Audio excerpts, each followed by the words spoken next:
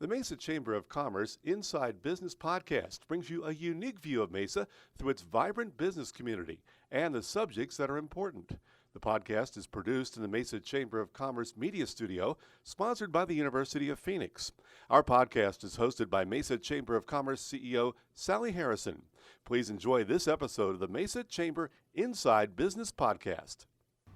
Hi, I'm Sally Harrison, President and CEO of the Mesa Chamber of Commerce, and today I have my friend Janeen Connolly in the podcast studio with me. Janeen, it's been a while because I knew you back in your SRP days. That's correct. Yeah, so talk about a little bit about your background. So I was born in Boise, Idaho. I'm a product of the wilderness areas of Idaho. Beautiful. Yeah, I want to confirm for everyone that the environment is near and dear to me. You can take the girl out of the Idaho wilderness, but you cannot take the Idaho wilderness out of the girl. There you go. Yeah. I came to Arizona in 1982. And soon after that, found myself flying solo. So I raised 4 daughters while earning my degree at Mesa Community College. I'm a proud graduate of Mesa Community College. That's awesome. Yeah. I did go on to ASU, but I'm a proud graduate of Mesa Community College. That's good. So I did earn a bachelor's and master's from ASU, and coming out of that was hired by Salt River Project to do community relations work. Mm-hmm. And within a few years, they discovered that I had an aptitude for working with people on sensitive issues, and I developed in that regard. I started citing major infrastructure projects and projects that were sensitive. I'm the person that can go into the community and talk with the community and help educate them about why those projects are necessary, gain the trust of elected officials because we're upsetting their constituents, and make sure that everybody is going to be made whole coming through those projects. And so I've had this incredible career of starting in a very traditional type of industry and evolving with it to what it is in terms of wind power, in terms of solar power, in terms of all the different variety of energy that we have across our generation portfolios, the energy companies in the state today. And I see that experience as gaining a number of tools from my toolbox, things that I can use at the legislature. Long story short, there are people that know that I am the woman who can bring people to the table over very, very sensitive topics, that I will be able to search through the dialogue to find continuous threads, that I'm solution-oriented, and moving solutions forward is what I do. So It is what you do. and those are skills I think that are needed at the legislature today. Oh, I think so too. Very important. So with that, let's talk about you being a first-time candidate. I mean, takes a special kind of person to put themselves out there to run. So talk about why you're running and why you're running for specifically the Arizona House of Representatives. You know, I just felt that we need a new approach to legislation that really bringing people to the table and representing the voice of the people is critical. I have a master's degree in advocacy communication, which is giving voice to the marginalized and influencing policy. So I am anxious to put that to good use. Yes, put that to use. Yeah, but also I think in LD8 we've gotten into a place where maybe personal agendas were, taking a precedent over what is needed by the voters. So my team and I, we've been knocking on doors for way over a year. 7,000 doors, and talking to the people in LD8 about representing them. People say, what's your platform? I'm saying, well, what would you like me to do to represent you? Sure. And it's become very clear to us that the top issue is K-12 education. Yeah, people are passionate about getting this resolved. They talk to us about the voucher program. They talk to us about putting more pay into the hands of teachers and they talked to us about making sure that public schools are fully funded. And that is a strong priority in the district, and I think throughout the state. So talk about what your district is before you go any further, because not everybody understands LD8. So where is that? How many residents do you have in your district? A lot. Yeah. A ton. We start at the US 60, that's the southern border. We come up through central Tempe and North Tempe. On the Phoenix side, the border goes all the way to Indian School. Okay. And then the western border on that side is 40th Street. Then we move all the way across Scottsdale to the 101. And in Scottsdale, the northern border is Chaparral. We also include 4 precincts of Mesa. There are 4 precincts south of the Riverview area. And the entire SRP MIC, so the Salt River Pima Maricopa Indian community, is in this district. It's a geographically large district and an incredibly diverse district. Yeah. And we've been all over it, knocking on doors and talking to voters, and we're excited to represent. That's great. So talk about what qualifies you. I mean, you've talked about your background and your education. What do you think makes you stand out? I would say that I stand out because I am more moderate.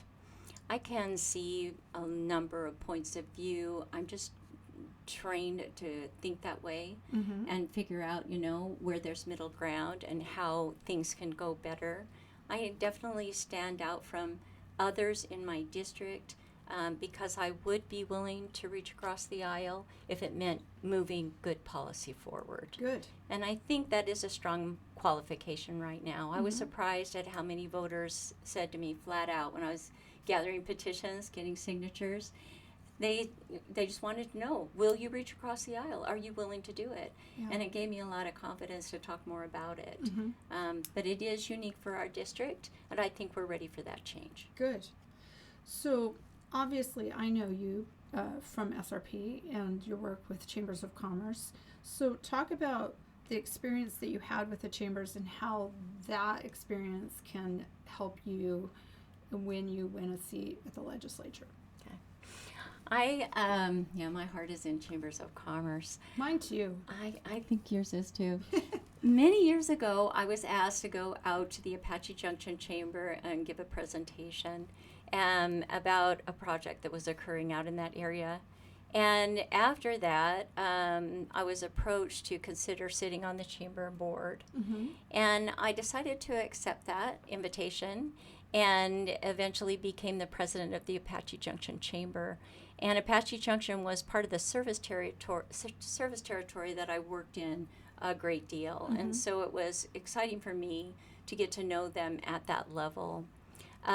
Later, I served on the Tempe Chamber Board, and also in the last 3 years of my work at SRP, I was moved to a position, kind of a capstone project for Janeen, to be over the representative over the Chambers of Commerce. So all the chambers that SRP works with, which is a diverse number of chambers across the state. Lot. Well, wherever there's infrastructure, they belong to the chamber. And so that was an incredible experience for me. And so the first year I was learning chambers at a completely different level than being on boards. And that was exciting. I thought I really had it down. And then we moved into the first year of COVID. And of course, everything changed. Right. Especially for chambers. Yeah. And we had to get unique. We had to start working together. We had to figure out how we were going to continue and be a huge service to businesses. Yeah. And I got to be part of the support for doing that. The smaller chambers, the rural chambers, were really suffering. Oh, yeah. And I kind of moved into an advisory role, which was really an exciting thing to do, and figuring out the services that were available to them and all the programs that were available and helping them help their businesses. And then as we started to move successfully into Zoom meetings, etc., and managing everything that we had to do during COVID, I was asked by SRP if I'd like to offer the chambers a diversity program that we had been developing internal to the company. Right. And so I got to meet with each of the chambers and talk to them about where are you with diversity, and we'd like to help you if you'd like to come down this path with us. And that was an incredible experience.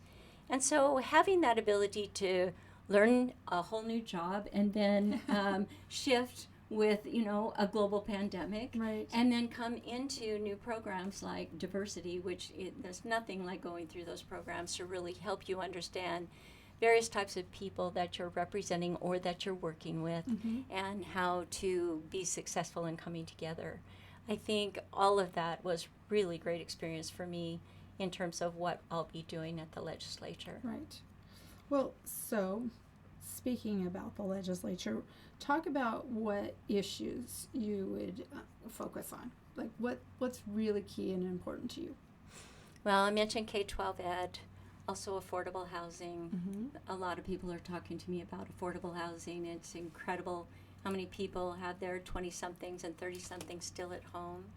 And then on the other side of that, we have a number of people in the valley and in my district who are kind of stuck in the bigger house and wishing they didn't have to take care of it, but it isn't economically feasible for them to flip to a smaller home right now. And so the affordable housing question is huge. I've been fortunate that a lot of people have approached me about it. I would say that it is a second top issue in our legislative district. Yeah, that doesn't surprise me. It's incredible. Yeah. And so I have been invited to speak with people who are very focused on this issue and know a lot more than I do.